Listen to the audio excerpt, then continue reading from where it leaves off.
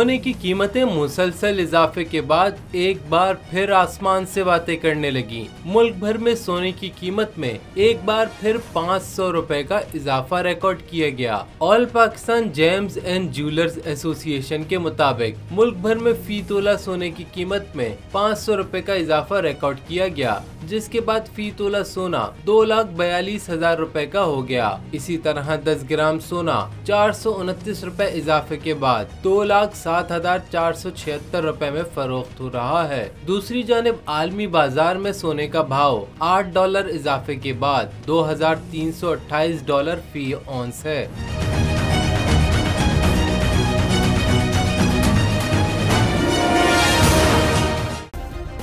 Subscribe करें और bell दबाएं ताकि कोई खबर रह न जाए।